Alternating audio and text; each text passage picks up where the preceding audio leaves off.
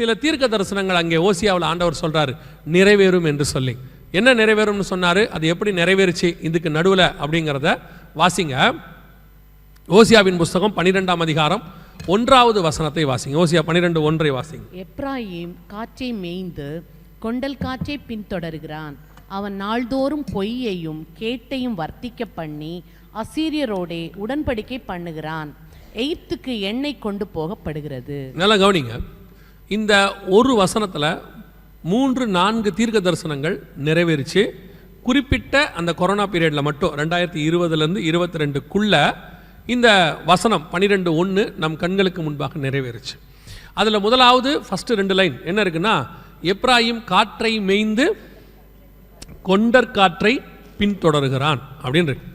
First காற்றை மேய்ந்து அப்படின்னா என்ன அர்த்தம்? காற்றை மேய்தல் என்றால் என்ன? காற்றை மேய முடியுமா அப்படின்னு கேட்டால் லிட்ரலாக சொல்லுவோம், காற்றெல்லாம் என்ன செய்ய முடியாது, மேய முடியாது, காற்றை பார்க்கவே முடியாது, பிடிக்க முடியாது. அப்படி இருக்கும்போது காற்றை மேய்தல் என்றால் என்ன அப்படின்னு கேட்டிங்கன்னா, நம்ம எல்லாருக்கும் தெரிஞ்ச சங்கீதம் தான் 23ஆம் சங்கீதம். கர்த்தர் என் மேய்ப்பராய் இருக்கிறார், அவர் என்னை புல்லுள்ள இடங்களில். மேய்தல் என்றால் என்ன அப்படின்னா ஆகாரம். மேய்தல் என்றால் போஷித்தல். மேய்தல் என்றால் சர்வைவல். என்னை கர்த்தர் காப்பாற்றுவது. ஸ்பிரிச்சுவலி எடுத்துக்கிட்டிங்கன்னா என் ஆத்மாவுக்கு கர்த்தர் ஆகாரம் கொடுப்பது, நல்ல வசனத்தை கொடுப்பது அப்படின்னு ஸ்பிரிச்சுவல் மீனிங். லிட்ரலாக எடுத்துக்கிட்டிங்கன்னா எனக்கு சர்வைவலுக்கு அதுதான் கர்த்தர் யூஸ் பண்ணுறாரு அப்படின்னு அர்த்தம். காற்றை மேய்தல் அப்படின்னா என்ன அர்த்தம்னா, மனுஷன் காற்றுல தான் சர்வை பண்ணுவான்னு அர்த்தம். காற்றில் தான் மொத்தம் என்ன செய்ய போகிறான், வாழ போகிறான்னு அர்த்தம். இது எப்படிங்க சாத்தியம், காற்றுல போய் வாழ முடியுமா அப்படின்னு கேட்டிங்கன்னா, கடந்த 20-25 வருஷமாக மனுஷனுடைய மிக மிக முக்கியமான பிஸ்னஸில் ஒன்று காற்று. காற்றை அடிப்படையாய் கொண்டது தான் பிஸ்னஸ். என்ன பிஸ்னஸ் அப்படின்னு கேட்டிங்கன்னா, பேசிக்காக சொல்லணும்னா நாம் யூஸ் பண்ணுற செல்ஃபோன்லேருந்து பறக்கிற விமானத்திலேருந்து மிதக்கிற கப்பல்லேருந்து இன்றைக்கி இருக்கிற எல்லா வியாபாரமும் அடிப்படை என்னன்னு கேட்டிங்கன்னா காற்று. அதுவும் இந்த கொரோனாவுக்கு பிறகு முழுக்க முழுக்க காற்றை நம்பி வாழுகிற ஜனங்களாய் நாம் மாறிட்டோம். என்னங்க சொல்கிறீங்க? ஒரு பேசிக் நீங்கள் பார்த்துருப்பீங்கன்னு நினைக்கிறேன். இந்த மாதிரி தான் இருக்குது. இப்போ வந்திருக்கிற 5G, இந்த 5Gக்கு பின்னாடி இருக்கிற ஒரு விஷயம் இருக்குது, நான் அது உங்களுக்கு அப்புறம் சொல்கிறேன். இப்போது நம்ம செல்ஃபோன் பேசுகிறோம். முந்தியெல்லாம் பார்த்தீங்கன்னா ஒரு 30-40 வருஷத்துக்கு முன்னாடி பார்த்தீங்கன்னா ஃபோன் பேசுவோம் வீட்டிலேருந்து. அது ஒரு ஒயர் போகும், அந்த ஒயர் போய் வீட்டிலேருந்து ரோட்டுக்கு போகும், அங்கே ஒரு ஜங்ஷன் பாக்ஸ் இருக்கும், அதுக்கு பேர் கம்பி உள்ள தந்தி முறை. இப்போ ஒரு 20 வருஷமாக கம்பி இல்லா தந்தி முறை, ஒயர்லெஸ் கொஞ்சம் கொஞ்சமாக மாறி இப்போ செல்ஃபோன் இருக்குது. இப்போ நீங்கள் செல்ஃபோனில் பேசுகிறீங்க, வாட்ஸ்அப்பில் பேசுகிறீங்களோ அல்லது கால் பேசுகிறீங்களோ, எப்படியோ எப்படி இன்னொருத்தருக்கு வேறு கண்டத்தில் இருக்கார், அமெரிக்காவில் இருக்கார், இந்தியாவில் இருக்காங்க, எப்படி நீங்கள் பேசுகிறது அந்த செகண்ட்லேயே கேட்குது. மேபி ஒரு செகண்ட் லேட்டாக கேட்கும், எப்படி உடனே கேட்குது? எந்த விதமான ஒயர் கனெக்ஷனும் இல்லை. அப்போ இந்த டிரான்ஸ்ஃபார்மிங் மோட் எது? உங்கள் ஃபோன் வந்து ஒரு சின்ன இன்ஸ்ட்ருமெண்ட் இப்படி கையில் இருக்குது, அவங்க கையில் ஒரு இன்ஸ்ட்ருமெண்ட் இருக்குது. இந்த 2 இன்ஸ்ட்ருமெண்ட்டுக்கு நடுவில் நீங்கள் பேசுகிற வார்த்தை எப்படி அவங்களுக்கு போகுது? எது இந்த டிரான்ஸ்ஃபார்ம் பண்ணுற மோடு எது அப்படின்னு கேட்டிங்கன்னா வேறு ஒன்றுமே இல்லை, காற்று. காற்றில் தான் எல்லாமே ட்ராவல் ஆகுது. அத்தனையும் எதில் ட்ராவல் ஆகுது? காற்றுல. இது அப்படியே கொஞ்சம் கொஞ்சமாக டெவலப் ஆகி நம்ம அனுப்புகிற வீடியோ, இமேஜஸ், நம்ம இப்போ பிஸ்னஸே முழுக்க ஆன்லைன் இல்லையா? ஆன்லைன்னாலே காற்று தான். ஆன்லைனுங்கிற வேர்டு வந்துருச்சுனாலே என்ன தான்? காற்று தான். அது வைஃபையோ அல்லது மொபைல் டேட்டாவோ நீங்கள் என்ன வச்சுருக்கீங்களோ எதாக இருந்தாலும் காற்று தான். இன்னைக்கு காற்று தான் மனுஷனுடைய வாழ்க்கையினுடைய ஆதாரம். காற்று இல்லாவிட்டால் இது போகாது. நீங்கள் ஃப்ளைட்டில் போயிட்டே இருக்கிறீங்கல்ல, திடீர்னு பாருங்கள் ஏர் பேக்கெட்ஸ்ன்னு சொல்லுவாங்க. அதாவது காற்று இல்லாத இடம் வந்தோடனே ஃப்ளைட் என்னவாகும், அப்படி கொஞ்சம் கீழே விழும். காற்று இருந்தால் தான் ஃப்ளைட்டே பறக்கும், காற்று இருந்தால் தான் கப்பலே போகும், இல்லைன்னா கப்பல் போகாது, ஒரு இடமா தான் நிற்கும். காற்று இல்லாவிட்டால் ஃப்ளைட்டு கீழே விழும். காற்றை கிழிச்சிக்கிட்டு தான் போகணும். காற்று தான் பேஸ் எல்லாத்துக்கும். இன்னைக்கு காற்று. இது எப்போன்னு கேட்டிங்கன்னா இந்த கடைசி 40-50 வருஷமாக, இதுக்கு முன்னாடி கிடையாது. நீங்கள் வாசிங்க எவ்வளோ துல்லியமாக நம்ம கடைசி காலத்தில் ஆண்டவர் சொல்லி வச்சிருக்கிறார் பாருங்க. எபேசியருக்கு நிருபம் 2ஆம் அதிகாரம், எபேசியருக்கு நிருபம் 2ஆம் அதிகாரம் 1-2 வசனங்களை வாசிங்க.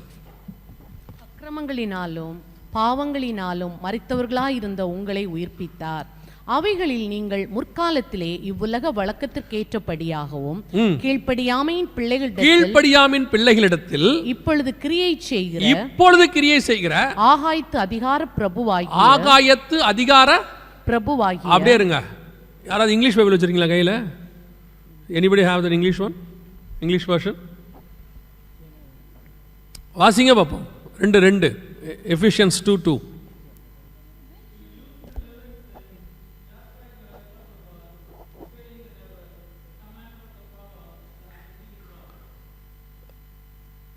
ஒன்று 2 வாசிங்க.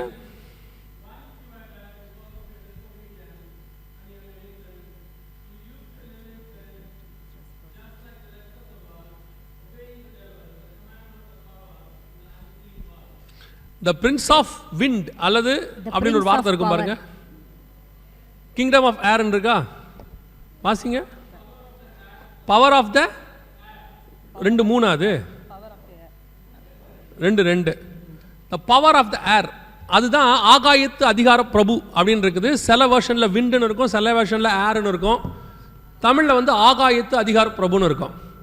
கடைசி காலத்தில் கிரியை செய்ய போகிறது என்னன்னு கேட்டிங்கன்னா the prince of wind, the prince of air, காற்றை மிக முக்கியமாக கொண்டதான பிசாசினுடைய காரியங்கள். அதான் ரொம்ப இம்பார்ட்டன்ட், அதான் ரொம்ப இம்பார்ட்டன்ட். இன்னைக்கு முழுக்க காற்றை அடிப்படையாக கொண்டது. அதுவும் கொரோனாவுக்கு பிறகு school online, office work from home எல்லாம் எதையும் அடிப்படையாக கொண்டதுக்கு. இப்போ டிரான்சாக்ஷன்ஸ் நீங்கள் சொல்லக்கூடியதான எல்லா மொபைல் டிரான்சாக்ஷன் அத்தனையும் எல்லாம் பாருங்க த்ரூ பேஸ் என்னன்னு பார்த்தீங்கன்னா விண்ட். இதுதான் மிக முக்கியமானது, காற்று. வேதம் சொன்ன கடைசி காலத்தில் காற்றை மேய்ந்து, அந்த காலம் வந்துடுச்சு. மிக துல்லியமாக காற்றைத்தான் நாம் இன்னைக்கு பேஸாக பயன்படுத்துகிறோம்.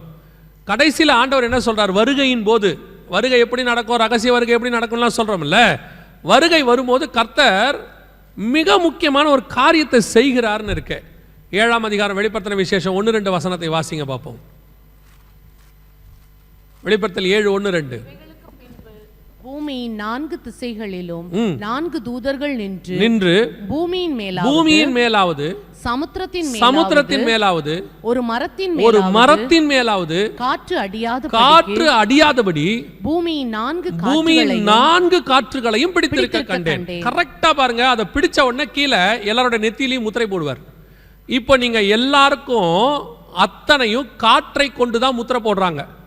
உலக பிரகாரமா நீங்க நம்பர்ஸ் வச்சிருக்கீங்கல்ல, உங்களுக்கு இதெல்லாம் கொடுக்குறாங்கல்ல, ஐசி நம்பர், அந்த நம்பர், இந்த நம்பர், ஃபோன் நம்பர் எல்லாமே இருக்குல்ல, எல்லாமே ஆன்லைன், எல்லாமே ஆன்லைனில் தான் வச்சுருக்காங்க. த்ரூ ட்ராக்கிங் சிஸ்டம், காத்தையில் தான் வச்சு உங்களை ட்ராக் பண்ணுறாங்க.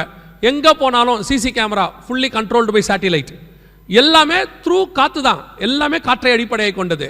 நம்மளை ட்ராக் பண்ணுறது, நம்ம அக்கௌண்ட்டை ட்ராக் பண்ணுறது, நம்ம மெயிலை ட்ராக் பண்ணுறது எல்லாமே காற்று. கர்த்தர் என்ன பண்ண போகிறாராம்? வருகையின் போது ஒரு கூட்டத்தை ஆண்டவர் வேறு பிரிக்க போறார். பிரிக்கிறதுக்கு முன்னாடி கர்த்தர் என்ன செய்யறாருன்னா, பூமியில் இருக்கிற மொத்த காத்தையும் பிடிக்கிறார். அதோட அர்த்தம் என்னன்னா, எல்லா சேட்டிலைட் உட்பட எல்லாம் கொலாப்ஸ் ஆக போகுது கொஞ்ச நாளைக்குன்னா சம் டேஸ். இது நடுவில் சில காரியங்கள் நடக்கும். எவ்வளோ அழகான விஷயத்தை கர்த்தர் எவ்வளோ அழகாக சொல்லி வச்சிருக்கிறார். கரெக்டாக முத்திரை போடுவார் ஆண்டவர். இப்போ இவங்க காற்றை வச்சுக்கிட்டு நமக்கு முத்திரை போடுறாங்க. எல்லாம் ஆன்லைனில் தான் நமக்கு பண்ணுறாங்க. நீங்கள் போன உடனே என்ன சொல்கிறாங்க? ஒரு இடத்துல ஸ்கேன், 4 விரல் ஸ்கேன் பண்ணுங்கன்றாங்க. Face FCR, face recognition system, எஃப்ஆர்சிம்பாங்க. எல்லாமே எடுத்து காற்றுல தான் ஸ்டோர் பண்ணுறாங்க, க்ளவுடில், சேட்டிலைட்டில் தான் அவங்களை கண்காணிக்கிறாங்க. காற்றை வைத்து இப்போ இவங்க முத்திரை போடுறாங்க. கர்த்தர் காற்றை பிடித்து முத்திரை போட போகிறார். இது வருகைக்கு முன்பாக நடக்க வேண்டிய ஒரு சம்பவம். இப்போ அந்த தீர்க்க தரிசனத்தினுடைய முதல் படி நிறைவேறிக்கிட்டு இருக்குது.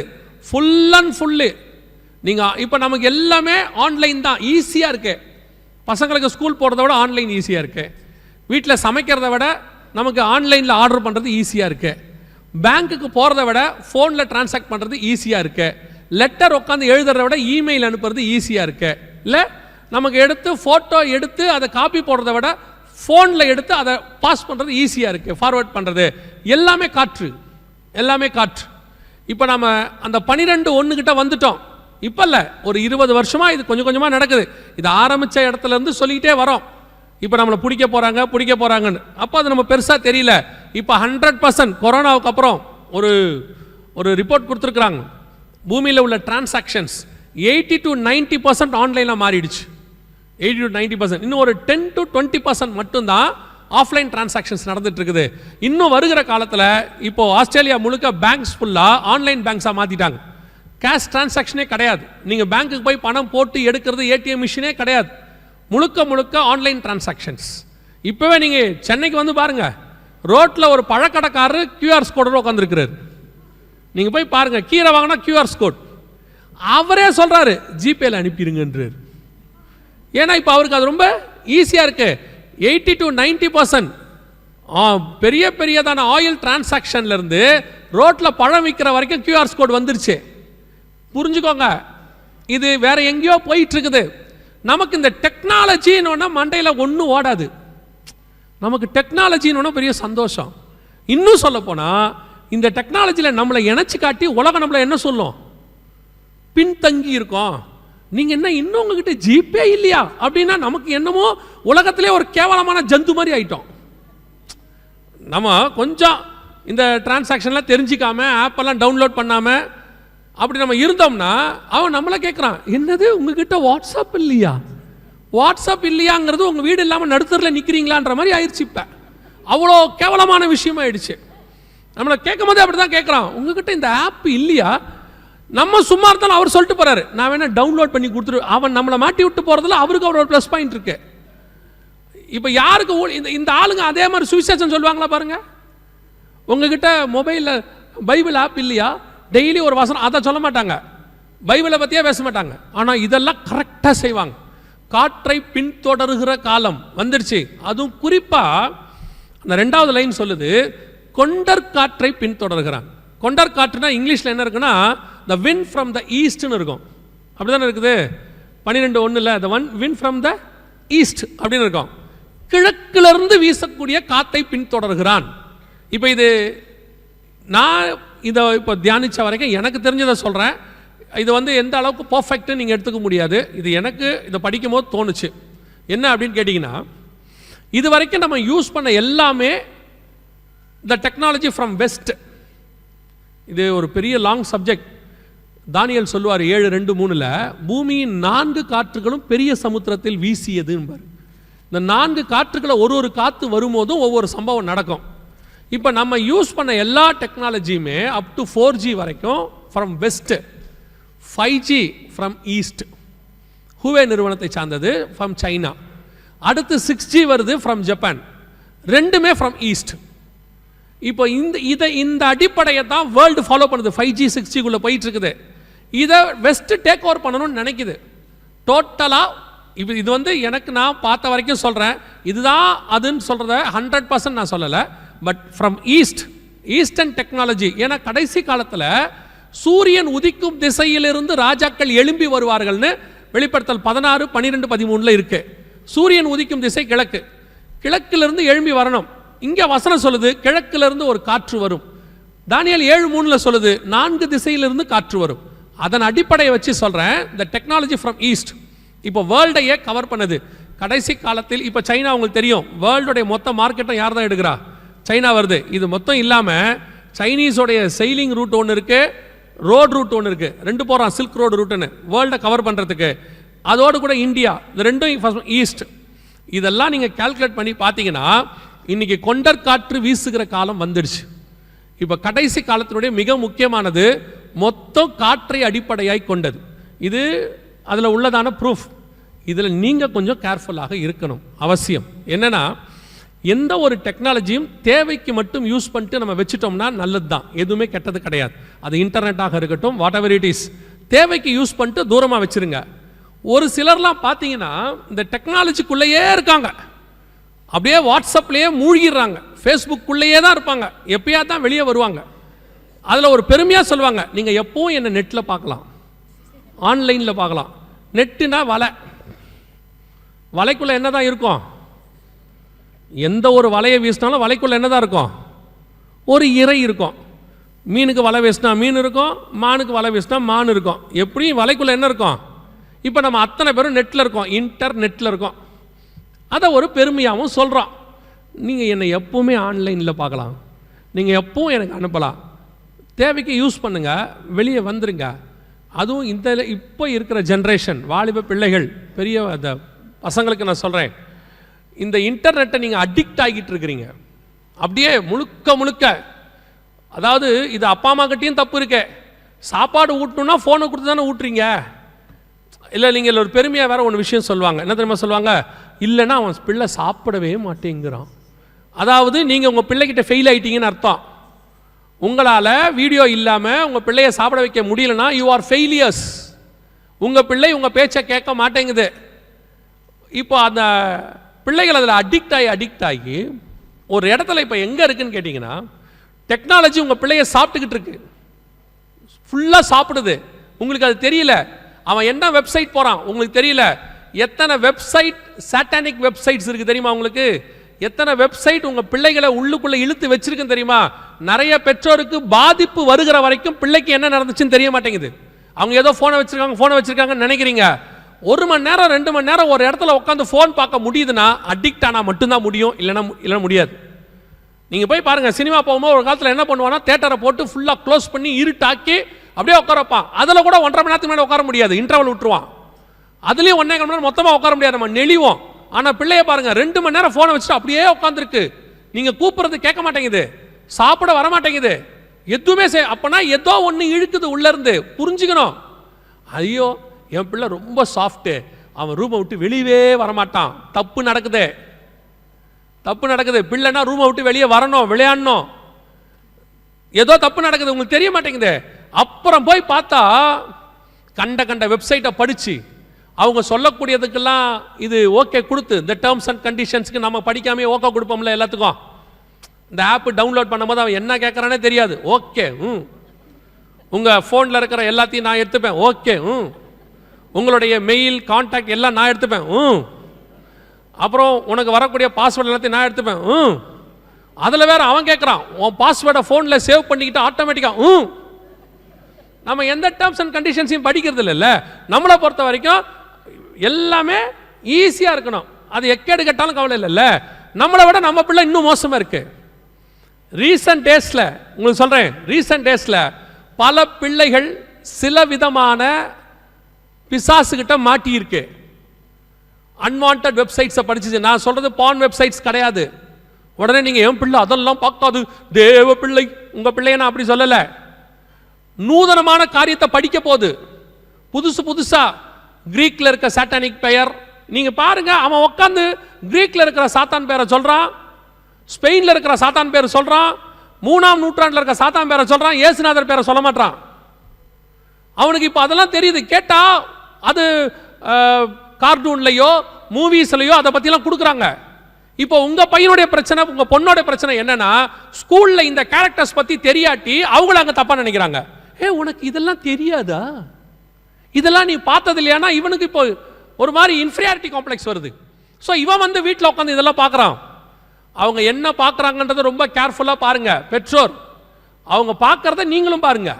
நீங்கள் பார்க்குறத தான் அவங்களும் பார்க்குறாங்கன்னா ஒரு பிரச்சனையும் இருக்காது. உங்களை பார்க்க விடாமல் அவங்க பார்க்குறாங்கன்னா there is something wrong. ரொம்ப கேர்ஃபுல்லாக இருந்து கொள்ளுங்க.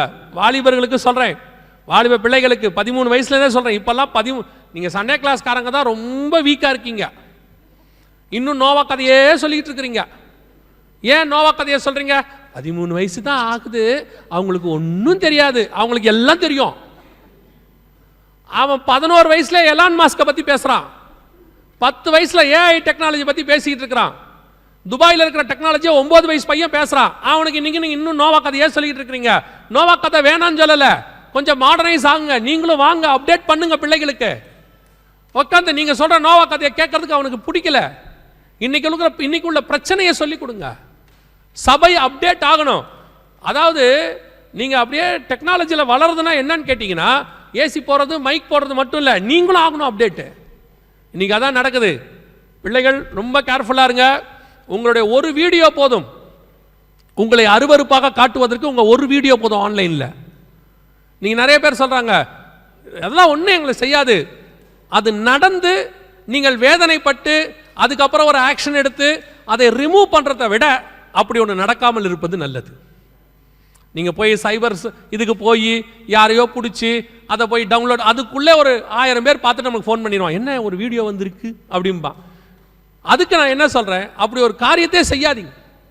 அதுவும் குறிப்பாக வாலிப பெண் பிள்ளைகளுக்கு சொல்கிறேன், ஒரு நாளைக்கு 100 செல்ஃபி.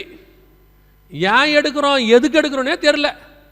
போன கோணல் மானலாக வச்சுக்கிட்டு, வாயும் கோணல் மானலாக வச்சுக்கிட்டு அப்படிங்குது. அப்புறம் கையை இப்படிங்குது அப்படிங்குது. பாவம் தனியாக ரூமில் ஃபோட்டோ எடுத்துக்கிட்டே இருக்கு. அதுவே எடுக்குது, அப்புறம் அதுவே டெலீட் பண்ணுது. அதுக்கே பிடிக்கல, பாவம் போல இருக்கு. ஃபோட்டோ எடுக்கிறது நான் தப்புன்னு சொல்லலை. எத்தனை ஃபோட்டோ எடுப்பிய ஒரு நாளைக்கு? இந்த செல்ஃபி கடைசி கால பாவத்தில் ஒன்று தெரியுமா உங்களுக்கு? செல்ஃபியா பாவம்னு கேட்குறீங்களா? நான் சொல்லலை, பவுல் தான் சொல்கிறாரு. திமோத்தி எழுதின நிருபம் 2 திமோத்தியு 3ஆம் அதிகாரம் 1-2 வசனங்களை வாசிங்க. மேலும் கடைசி நாட்களில் கொடிய காலங்கள் வருமென்று அறிவாயாக. எப்படியெனில் மனுஷர்கள் தற்பிரியராயும் பணப்பிரியராயும். தற்பிரியம்னா என்ன? தற்பிரியத்துக்கு நல்ல எக்ஸாம்பிள் செல்ஃபி. தன்னை விரும்புதல். அதுவே அதை பார்க்குது, அதுவே அதை ஃபோட்டோ போடுது. அதுக்கு ஸ்டேட்டஸில் வைக்கிறதுக்கு டெய்லி ஏதோ ஒன்று தேவைப்படுது. எதை வைக்கிறதுன்னு தெரியல. பாவமாக இருக்குது. ஒரு ஹோட்டலுக்கு போனோம்னா, ரெஸ்டாரண்ட்டுக்கு போனோம்னா, சாப்பாடு வாங்கணும்னா முந்தியெல்லாம் குடும்பம் சேர்ந்து ஜோம் பண்ணுவோம்ல. இப்போ ஜோம் பண்ணுறதில்ல. இருங்க அப்படின்ட்டு ஃபோட்டோ தான் எடுக்குது மேலே வச்ச. இப்போ நீங்கள் எந்த ரெஸ்டாரண்ட்டுக்கு போனோன்னா ஜோம் பண்ணுறதில்ல, வச்ச உடனே யாரையும் சாப்பிட விடுறதில்ல. இருங்க அப்படியே எடுத்து அதை ஸ்டேட்டஸில் போட்டு எல்லாருடைய வயிற்றுச்சலையும் கிளப்புறது. அவன் ஒருத்தர் சாப்பிடாம வேலை பார்த்துட்டு இருப்பான்ல, இல்லை வாங்க முடியாமல் ஒருத்தர் இருப்பான்ல, அவன் பார்த்துட்டு. இதில் ஒரு சிலர் பெரியவங்களும் இருக்காங்க. எதை ஸ்டேட்டஸில் வைக்கிறதுனே உங்களுக்கு தெரிய மாட்டேங்குது. அப்படி ஒரு ஷார்ட்ஸையும் டிஷர்ட்டையும் போட்டுக்கிட்டு குடும்பமாக நாங்கள் 2 புறப்பட்டு பிக்னிக் போகிறோம்னு ஒரு வீடியோ போடுறாரு ஸ்டேட்டஸில். யாருக்கு இந்த வீடியோ? என்னப்போ கேட்டிங்கன்னா, அந்த ஊர் திருடனுக்கு. நாங்கள் வீட்டில் இல்லை, குடும்பமாக புறப்பட்டோம், முடிஞ்சால் வந்துட்டு போ. எதை ஸ்டேட்டஸ்னா என்ன அதுவும் தெரிய மாட்டேங்குது நமக்கு. முதல்ல எதை வைக்கணும், ப்ரொஃபைல் ஃபோட்டோ என்ன வைக்கணும் அதுவும் தெரியாது. எதை ப்ரொஃபைல் வைக்கணும் அதுவும் தெரியாது. எதை ஸ்டேட்டஸ் வைக்கணும் அதுவும் தெரியாது. எதை ஃபார்வர்ட் பண்ணணும் அதுவும். அந்த 12 ஓசியா 12:1 திருப்பி வாசிங்க. எப்ராயிம் காற்றை மேய்ந்து கொண்டற் காற்றை பின்தொடர்கிறான். அவன் நாள்தோறும் பொய்யையும் கேட்டையும் வர்த்திக்க பண்ணி. பொய்யையும் கேட்டையும் வர்த்திக்க பண்ணி அப்படின்னா என்னென்ன அர்த்தம் தெரியுமா? இன்னைக்கு பண்றீங்களே ஃபார்வர்ட், அதான் அது. ஒருத்தர் ஒரு வீடியோ அனுப்புனா அதை உடனே வர்த்திக்க பண்றது. அது பொய்யா உண்மையா கேடா, ஒருத்தனுடைய ஆத்மாவுக்கு தேவையா தேவையில்லாததா, அதெல்லாம் பார்க்கறதே கிடையாது. சிலருக்கு ஃபார்வேர்டுங்கிறது ஒரு ஊழியம். காலையில் ஃபார்வேர்டுங்கிறது ஒரு ஊழியம். என்ன இருக்கு ஏதா இருக்குன்னா பார்க்கறதே இல்லை. வந்த உடனே ஃபார்வேர்டு போட்டு அடிச்சு தள்ளு, குரூப்பா அனுப்பு. திருப்பி நான் ஃபோன் பண்ணி கேளுங்க, என்ன அனுப்புனீங்க? நான் பார்க்கலையே. அனுப்புறவன் சொல்றான் நான் பார்க்கலையே. அப்புறம் ஏன் எனக்கு அனுப்புன? மேல இஸ்ரேல் ரஷ்யான்னு போட்டுருந்துச்சு, உனக்கு தேவைப்படுமே. இஸ்ரேல் ரஷ்யானா எனக்கு என்ன தேவை? அதுல என்ன இருக்குன்னு கேட்டீங்கன்னா, இஸ்ரேல் இதை வாங்குச்சு, ரஷ்யா அதை வித்துச்சுன்னு இருக்கும். அவனை பொறுத்த வரைக்கும் இஸ்ரேல் ரஷ்யானா MD ஜெகனுக்கு டேக். அவ்வளவுதான், அனுப்பி விட்டுரு. அதுல என்ன இருக்கு? ஒன்றும் கிடையாது. இன்னைக்கு இருக்கிற அந்த வசனத்தில் உள்ள உண்மைத்தன்மையை பாருங்க. இன்னைக்கு உள்ள நியூஸ் எடுங்க, நீங்க பார்க்குற டிவி, வாட்ஸ்அப், ஃபேஸ்புக், எக்ஸ், அதான் இன்ஸ்டாகிராம், எதை வேணா எடுத்துக்கோங்க. இந்த 2 அடிப்படையாக கொண்டதான் இருக்கும். ஒன்று பொய், இல்லை கேடு. இன்னைக்கு அதான் நியூஸ்ல 80% கவர் பண்ணியிருக்கு. நல்ல விஷயமோ உண்மையான விஷயமோ இன்னைக்கு ஜனங்களால் விரும்பப்படுகிறது இல்லை. இப்போ புரியுதுங்களா உங்களுக்கு? இப்போ என் மெசேஜே இருக்குல்ல, என் மெசேஜை நீங்கள் இப்படி போடுங்களேன், மகிமையின் மேல் மகிமை அடையலாம். 10 பேர் தான் பார்ப்பான், 10 பேர் தான் பார்ப்பாங்க. பரிசுத்தாவியில் நிறைவது எப்படி? ஒரு 50 பேர் பார்ப்பாங்க. அடுத்து வரக்கூடிய பெரிய அழிவு 50,000 பேர் பார்க்குறாங்க. வாழ்றதுக்கு வீடியோ போட்டால் ஒருத்தரும் பார்க்கறதில்ல. இப்போ தம்ப்நெயில எப்படி வைக்கணும்னு முடிவு எடுத்திருக்காங்க அப்படின்னு கேட்டிங்கன்னா, தம்ப்நெயில் எப்படி இருக்குன்னு கேட்டிங்கன்னா, கொலை நடங்கும் செய்தி MD ஜெகன். நானே உள்ள போய் பார்க்குறேன், நம்ம என்ன கொலை நடுங்கிற மாதிரி பேசணும்? நிஜமா நான் சொல்கிறது உண்மை. ஒரு நாள் ஒருத்தர், நீங்கள் என்னை வச்சு வீடியோ போடுறதெல்லாம் நீங்கள் பாருங்களேன், ரொம்ப என் வீடியோ என்னுடைய டிவி என்னோடய சேனலை விட எல்லா சேனல் தான் நிறைய பார்ப்பாங்க. காரணம் என்னென்னா, நான் வைக்கிற தமிழ்லைனில் எதுவுமே பயமுறுத்துகிற மாதிரி இருக்கக்கூடாதுன்னே வச்சுருப்பேன். இவங்க வைக்கிறதெல்லாம் நீங்கள் பாருங்களேன். தூத்துக்குடி சம்பவம், எம்டி ஜெகன் கருத்து. எனக்கு சந்தேகம் வந்துருச்சு, நம்ம எங்கேயாவது பேசிட்டோமோ, ஏதாவது உளறிட்டோமா ஃப்ளோவில். போய் அந்த வீடியோவை பார்த்தா அது தூத்துக்குடி சம்பவத்துக்கு கிட்டத்தட்ட 6 வருஷத்துக்கு முன்னாடி வந்த வீடியோ. அதுக்கும் தூத்துக்குடிக்கும் சம்மந்தமே இல்லை. அப்புறம் அந்த சேனல்காரருடைய இதுக்குள்ளே போய் கண்டுபிடிச்சி அவருடைய கான்டாக்ட் நம்பரை எடுத்து அவரை ஒரு 2 பேரை வச்சு பிடிச்சி, ஏயா இதை போட்டிருக்க அப்படின்னா, சாரி எடுத்துடுறேன்றான். ஏன்டா வச்சன்றதுக்கு காரணமே இல்லை. ஏன்டா லேட்டாக வந்த, கொஞ்சம் லேட்டாக ஆயிடுச்சுமான்ல பையன். லேட்டுக்கு காரணமே இருக்காது. ஏன் லேட்டாக வந்த, கொஞ்சம் லேட் ஆகிடுச்சு. இவரும் சரி போன்றுவார். அந்த மாதிரி என்ன நீங்களும் அதுக்கு காரணம் யாருன்னா நீங்கள் தான். நீங்கள் யாருமே நல்ல செய்தியை பார்க்குற இடத்துல இல்லை. நல்ல செய்தி போட்டு ஆவிக்குரிய வளர்ச்சிக்கு ஒரு தம்ப்லைன் கொடுங்க, நீங்கள் உள்ளே போக மாட்டீங்க. நீங்கள் போடுறது எப்படி இருக்கணும், அந்த அவன் கற்றுக்க வச்சுருக்கான். இப்போ தம்ப்லைன் எப்படி வச்சுருக்கணும் அப்படின்னா, ஒன்று பொய் இல்லை கேடு. இந்த 2 வச்சா தான் ஜனங்களோட இன்ட்ரெஸ்ட். ஃப்ளாஷ் நியூஸ் உடனே அது என்னவா இருக்கணும் அப்படின்னு கேட்டிங்கன்னா, சற்று முன் வந்த திடுக்கிடும் செய்தி. உள்ள நீங்கள் போய் பாருங்க, அர்த்த பழசா 10 வருஷத்துக்கு முன்னாடி வந்ததாக இருக்கும். சமீபத்தில் ஒரு நியூஸ் போட்டாங்க. அதில் என் பையன் நடந்த சம்பவம், பள்ளிக்கு விடுமுறை அப்படின்னு போட்டு, அது எப்படி போட்டிருக்காங்க, தமிழ்நாடு பள்ளிகளுக்கெல்லாம் விடுமுறை, நற்செய்தி, நல்ல செய்தி அப்படின்னு போட்டான்.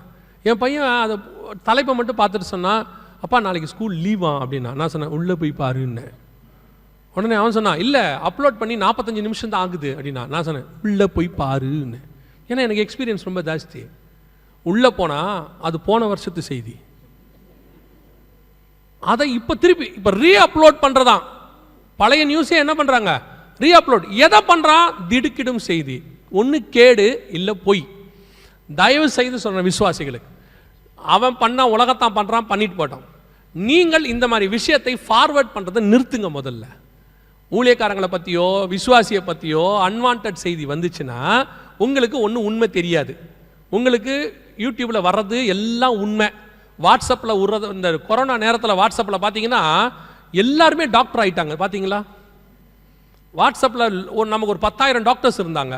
கொரோனா கிருமி சுடுதண்ணியில் அதை போட்டு குடிச்சு அந்த ஆவியை பிடித்தால் கொரோனா முடிஞ்சு போச்சுன்னு இதை நம்பி ஒரு ஆள் வீட்டில் சுடுதண்ணி போட வழி இல்லை போல், இந்த டீ கெட்டில் இருக்கும்ல, டீ கெட்டில், அதை சூடாக்கினா வெளியே அப்படி புகை வரும்ல, அதில் மூக்க வச்சுக்கிட்டு நிற்கிறார்.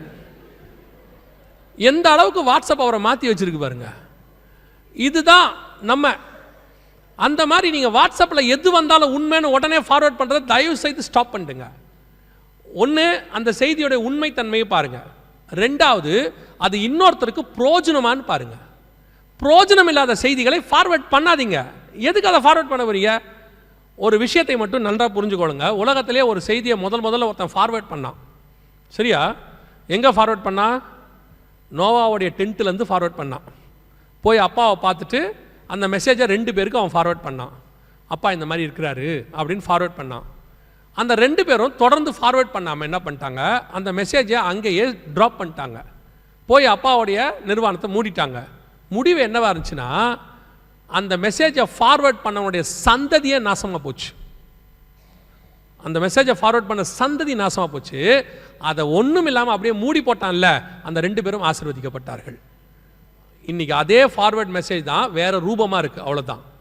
எதை ஃபார்வர்ட் பண்ணணும், எதை ஃபார்வர்ட் பண்ணக்கூடாதுன்னு உங்களுக்கு தெரியணும். கர்த்தருடைய வார்த்தையை ஃபார்வர்ட் பண்ணுங்க. சுவிசேஷத்தை ஏன்னா இயேசுவே சொல்லியிருக்காரு, போய் சகல ஜாதிகளுக்கும் சுவிசேஷத்தை பிரசங்கிங்கன்னு சொல்லியிருக்காரு. அதை செய்யுங்க. ஃபார்வர்ட் பண்ண வேண்டியதை ஃபார்வர்ட் பண்ண மாட்டேங்கிறீங்க. ஃபார்வர்ட் பண்ண தேவையில்லாததை ஃபார்வர்ட் பண்ணுறீங்க. ஒருவேளை நீங்கள் ஃபார்வர்ட் பண்ணுறது பொய்யா இருக்குமானால் அந்த கேட்டை பரப்பினதுக்கான தீங்கும் உங்கள் மேல் வரும். நீங்கள் அனுப்புனது பொய்யா இருந்துச்சுன்னா, கேடாக இருந்துச்சுன்னா, ஒருவேளை அவனை ஆத்மா இடர்ல அடைஞ்சிச்சுன்னா, இடர்ல உண்டாக்குறவனுக்கு ஐயோ. பைபிள் சொல்லியிருக்கு, நீங்கள் ஃபார்வர்ட் பண்ண வேண்டியது கர்த்தருடைய வார்த்தையை மட்டும், தேவையான காரியங்களை மட்டும். ஒருத்தனுடைய ஆத்மாவுக்கு பிரயோஜனம் இல்லையா, எந்த ஒரு காரியத்தையும் ஃபார்வர்ட் பண்ணாதீங்க, வேஸ்ட். அதனால் உங்களுக்கு தீங்கு தான் வரும். 12:1 ஓசியாவின் புஸ்தகம் காலம் நம் கண்களுக்கு முன்பாக நிறைவேறி கொண்டே இருக்கிறது. அதே வசனத்தை திருப்பி வாசிங்க பாப்போம். கொண்டல் காற்றை பின்தொடருகிறான், அவன் நாள்தோறும் பொய்யையும் கேட்டையும் வர்த்திக்க பண்ணி அசீரியரோட உடன்படிக்கை பண்ணுகிறான். அசீரியரோடு கூட உடன்படிக்கை அப்படின்னா நல்லா கவனிங்க. இந்த தீர்க்க தரிசனம் எப்போ நிறைவேறுச்சு அப்படின்னு கேட்டிங்கன்னா 2022 ட்ரம்ப் ஜனாதிபதியாக இருக்கும்போது இஸ்ரவேலுக்கும் அசிரியாவுக்கும் உடன்படிக்கை ஏற்பட்டுச்சு. இது கிட்டத்தட்ட மோர் தென் 2000-3000 இயர்ஸ் கழிச்சு நடக்கிற ஒரு சம்பவம். அசிரியா உங்களுக்கு தெரியும் நினைக்கிறேன், இப்போ இருக்கக்கூடியதான இந்த UAE இந்த பக்கத்தில் இருக்கக்கூடியவங்க தான் அசிரியர்கள். சீரியா அதை தாண்டி அந்த பக்கம் இருக்கிறவங்களாம் அசிரியன்ஸ். இது பைபிளில் உள்ள அசிரியா காலம். பைபிளில் அசிரியரோடு கூட உடன்படிக்கை பண்ண ஆள் யாருன்னா யாக்கோபு. லாபானோடு கூட பெயர் சபாவில் உடன்படிக்கை பண்ணினார். அவன் சீரியன் ஆகிய லாபான் அப்படின்னு இருக்கு. அதற்கு பிறகு நடந்ததான மிக முக்கியமான ஒரு உடன்படிக்கை இது. இந்த உடன்படிக்கை எப்போ நடந்துச்சுன்னா இப்போ 2021-22 ட்ரம்ப் வந்த பிறகு நடந்ததான உடன்படிக்கை. இதில் என்னங்க அவ்வளோ விசேஷம் இருக்குது அப்படின்னு கேட்டிங்கன்னா, ஒன்று, இது கடைசி கால அடையாளம். கடைசி காலத்தில் இப்படி ஒரு உடன்படிக்கை நடக்கும் என்பது. ரெண்டாவது, இந்த உடன்படிக்கையெல்லாம் நடக்க வாய்ப்பே கிடையாது. 1948 இஸ்ரவேலர்கள் வந்ததிலிருந்து இவங்க அத்தனை பேரும் 22 அரபு நாடுகளும் அவர்களுக்கு எதிர்ப்பு. அவங்களுடைய பாஸ்போர்ட்டில் கூட இஸ்ரேல் தேசத்துக்கு போகக்கூடாதுன்னு போட்டிருக்கோம். This passport is not valid for இஸ்ரேல்னே போட்டிருப்பாங்க. அந்த அளவுக்கு எதிர்ப்பு. ஆனால் பைபிள் சொல்லுது கடைசி அவங்களோட கூட என்ன நடக்கும், ஒரு உடன்படிக்கை நடக்கும்னு. அந்த உடன்படிக்கை இப்போ தான் நடந்துச்சு. இதுக்கு முன்னாடி 2000 வருஷமாக அந்த உடன்படிக்கை கிடையாது. 1948 கிடையாது. அவங்க வந்த பிறகும் அந்த உடன்படிக்கை கிடையாது. அவங்கள பழியாக எதிர்க்கிறவங்க தான் இருந்தாங்க. அவங்க நாட்டுக்கு போகக்கூடாது, அவங்க நாட்டுக்கு மேலே விமானம் பறக்கக்கூடாது, அவங்க விமானம் இவங்க நாட்டுக்கு மேலே பறக்கக்கூடாது, பயங்கர ரெஸ்ட்ரிக்ஷன். இதுக்கு நடுவில் பைபிள் சொல்லுது அசிரியாவோடு கூட அவர்கள் எப்ராயிம் இஸ்ரவேல் உடன்படிக்கை செய்யும் என்று. வேதம் சொன்னபடி துல்லியமாய் தீர்க்க தரிசனம் நிறைவேறியது. இதெல்லாம் ஏதோ உலகத்தில் நடக்கக்கூடிய ஒரு சம்பவமாக நீங்கள் பார்க்குறீங்க. பைபிள் இதை ஒரு அடையாளமாக சொல்லுது. கடைசி காலத்தில் நடக்க வேண்டிய அடையாளமாக வேதம் சொல்லுது. இஸ்ரவேல் ஜனங்கள் வந்த பிறகு இந்த உடன்படிக்கை நடக்கும் என்று வேதம் சொன்னபடி துல்லியமாக உடன்படிக்கை நடந்துருச்சு. ஆனால் இந்த உடன்படிக்கை நடக்கும் போதே நாங்கள் எங்களுடைய வீடியோலையும் பத்திரிகையிலும் எழுதினோம், இது ஒரு டெம்பரவரி. ஏன் அப்படின்னு கேட்டிங்கன்னு சொன்னால், இந்த உடன்படிக்கை என்பது ஒரு கடைசி காலத்தின் அடையாளம். இதற்கு பிறகு இஸ்ரவேலுக்கு விரோதமாய் அவர்கள் கூடுவார்கள்னு அது சகரியால இருக்கு. சொன்னபடி இப்போ இஸ்ரவேலுக்கு விரோதமாக கூடியாச்சு. எல்லா நாடுகளும் வந்துருச்சு. ஆனால் 12:1 வேதம் சொன்னபடி நிறைவேறி விட்டது. கடைசி அந்த வசனம் என்ன சொல்லுது, அசிரியோடு கூட உடன்படிக்கை அசிரியோடு கூட உடன்படிக்கை ஏற்படுத்தி எகிப்துக்கு எண்ணெய் கொண்டு போகப்படுகிறது. எவ்வளவு ஒரு ஆச்சரியமான விஷயம். 2 காரியம். ஒன்று, 1948 எகிப்து இஸ்ரவேலுடைய நம்பர் 1 எதிரி. நாசர்னு ஒருத்தர் இருந்தார் 1972 வரைக்கும். அவர் தான் சொன்னார், இஸ்ரவேல் ஒரு தேசத்தை ஒழிக்காம நான் விடமாட்டேன் அப்படின்னு சொன்னார். அவ்வளோ பெரியதான இஸ்ரவேலுக்கு எதிரான ஒரு நாடு எகிப்து. நம்பர் 2, எகிப்துக்கு எண்ணெய் கொடுக்குற அளவுக்கு இஸ்ரவேல்கிட்ட வளம் கிடையாது. அன்னைக்கு எகிப்து சூயஸ் கால்வாய் இருக்குது, அவங்கக்கிட்ட தேவையான எல்லா வளமும் இருக்குது. அவங்களுக்கு என்ன வேணும்னா மற்ற அரபு நாடுகிட்ட வந்து வாங்க முடியும். பக்கத்துலேயே சவுதி இருக்குது, பக்கத்துலேயே பஹ்ரைன் இருக்குது, வாங்க முடியும். அவங்க நினச்சா எங்கேருந்து வேணால் வாங்கலாம். ஆனால் பைபிள் சொல்லுது இஸ்ரவேல்லேருந்து எண்ணெய் எகிப்துக்கு போகணும். இது நடக்குமா லைஃப்பில்? முதல்ல இஸ்ரவேல்கிட்ட அவ்வளோ எண்ணெய் இருக்கணும். ரெண்டாவது எகிப்து போய் இவங்ககிட்ட வாங்கணும். அது அதை விட பெரிய விஷயம். ஏன்னா அவங்கள சுற்றி இருக்கிற அரபு நாடுகள்கிட்டே அவங்க வாங்கிட்டு போயிடுவாங்க. ஆனால் பைபிள் சொன்ன மாதிரி துல்லியமாக தீர்க்க தரிசனம் அப்படியே நடந்துச்சு. 2022 எகிப்துக்கு இஸ்ரவேலிலிருந்து எண்ணெய் கொண்டு போகப்பட்டாச்சு. இப்பவும் போயிட்டு. இது லேவியதான் மெத்தட் அப்படின்னு பேர். லேவியதான் என்னன்னா பைபிளில் கடல் பாம்பு அப்படின்னு இருக்கு. கடல் பாம்புனா என்னன்னா, இஸ்ரவேலுடைய எண்ணெய் கிணறுலேருந்து கடல் வழியாக ஒரு பைப் போகிறத காட்டுவாங்க பாருங்க. ஒரு பெரிய பைப் வழி போகுது பாருங்க, பெரிய பைப்பு கடலுக்கு அடியில் எகிப்துக்கு எண்ணெய் இன்னும் போகுது. இப்பவும் இருக்கு, இந்த இருக்கு, நடந்துகிட்டு இருக்குது. அது எப்போ வந்துச்சுங்கிற நியூஸ் தான் பக்கத்தில் இருக்கு. வேதத்தில் சொன்னபடி மிக துல்லியமாக எகிப்துக்கு எண்ணெய் கொண்டு போகப்பட்டாகி விட்டது. வேதத்தில் சொன்னபடியே துல்லியமாக. யோசித்து பாருங்க, இது எல்லாம் நடக்கிறதுக்கு சாத்தியம் இருக்கா? உலக பிரகாரமாக நடப்பதற்கு சாத்தியம் இருக்கான்னு மட்டும் பாருங்க. ஏன் அப்படின்னா, இஸ்ரவேல் என்பது நடுவில் இருக்கக்கூடியதான ஒரு விரோத நாடு. 1948 இருந்து அதை ஒழிச்சு கட்டணுங்கிறத 6 யுத்தம் நடந்திருக்கு இது வரைக்கும் ஒழிச்சு கட்டுறதுக்கு. இதுக்கு நடுவில் ஒரு உடன்படிக்கை நடக்குங்கிறாரு, எகிப்துக்கு எண்ணெய் போகுங்கிறாரு. இதெல்லாம் நடக்குமான்னு ஒரு 10 வருஷத்துக்கு முன்னாடி கேட்டிங்கன்னா நோ சான்ஸ்ன்றுவாங்க. அப்படி நடக்க வாய்ப்பே இல்லைங்க அப்படிம்பாங்க.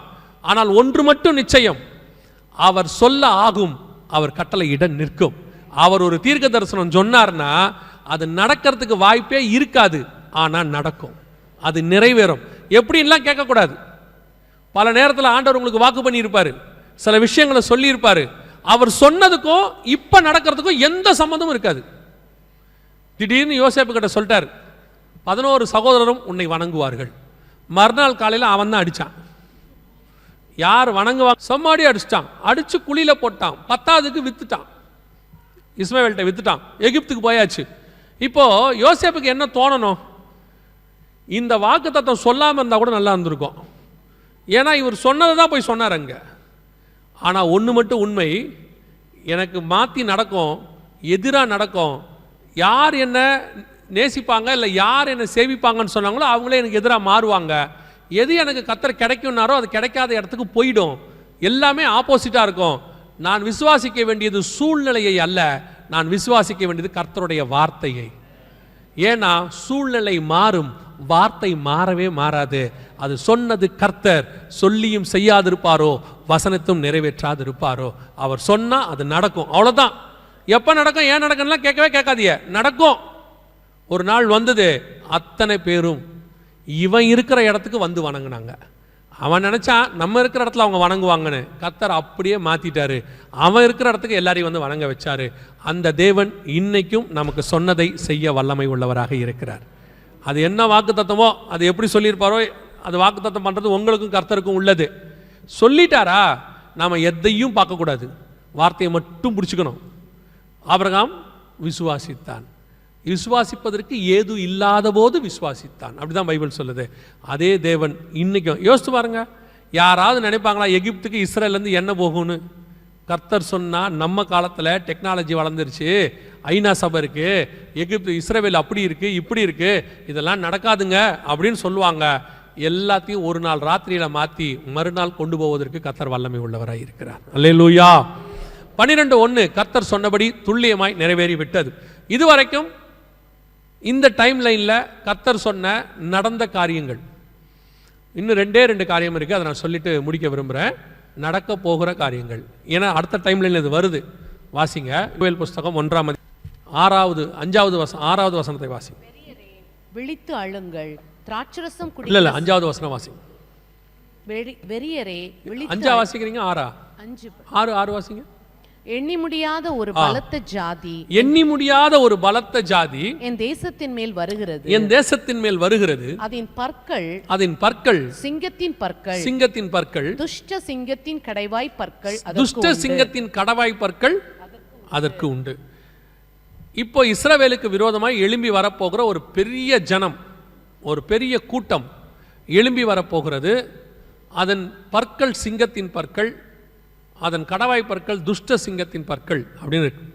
யார் வரப்போறா, இஸ்ரவேலுக்கு விரோதமாக என்ன நடக்க போகுது அப்படிங்கிற ஒரு மிக முக்கியமான தீர்க்க தரிசனம் தான் அங்கே உரைக்கப்பட்டிருக்கு. முதல்ல இது யாரை பற்றி சொல்லப்பட்டிருக்கிறது அப்படின்னு கேட்டிங்கன்னு சொன்னால் வாசிங்க, வெளிப்படுத்தின விசேஷம் 13ஆம் அதிகாரம் 2வது வசனத்தை வாசிங்க. நான் கண்ட மிருகம் சிறுத்தையை போல இருந்தது, அதன் கால்கள் கரடியின் கால்களை போலவும், அதன் வாய், நல்லா கவனிங்க, அதன் வாய் சிங்கத்தின் வாயை போலவும் இருந்தன. யாரை பத்தி இது சொல்லப்பட்டிருக்கிறது அப்படின்னு கேட்டா, ஒரு மிருகம் சமுத்திரத்திலிருந்து எழும்பி வந்தன அப்படின்னு இருக்கு 1வது வசனத்துல. இங்க நீங்க வாசிச்ச யோவேல் 1:6 ஒரு பெரிய ஜாதி என் ஜனத்துக்கு விரோதமாய் எழும்பி வருகிறது அப்படின்னு இருக்கு. துஷ்ட சிங்கத்தின் பற்கள், அங்கே வாய் சிங்கத்தின் வாய். யாரை பற்றி சொல்லப்பட்டிருக்கிறது அப்படின்னா, வெளிப்படுத்தல் 13 வரப்போகிற மிகப்பெரியதான வல்லரசு, மிகப்பெரிய கவர்மெண்ட், யூரோப்பியன் யூனியனை குறித்து அங்கே சொல்லப்பட்டிருக்கு. இது என்ன சொல்கிறீங்க, எப்படி வரப்போகுது அப்படின்னு கேட்டிங்கன்னா கவனிங்க. இப்போ நீங்கள் பார்க்குற வார் இருக்குல்ல, இந்த war leads to third world வாருக்கு லீடு போகும். இது அப்படியே மூன்றாம் உலக யுத்தத்தை நோக்கி போகும். ஏன் அப்படின்னு கேட்டிங்கன்னா, இது ஆரம்பித்த இடம் வந்து அப்படிப்பட்டதான ஒரு இடம். எதுக்குன்னா, இஸ்ரவேல் மலைக்கு விரோதமாக ஆரம்பிச்சிருக்கு. கர்த்தருக்கு சித்தமானால் நாளைக்கு இல்லை நாளை மறுநாள் இந்த தொடர் காரியத்தில் நம்ம என்ன செய்யலாம் அதை பற்றி பார்க்கலாம், பர்டிகுலராக அந்த வார் பற்றி.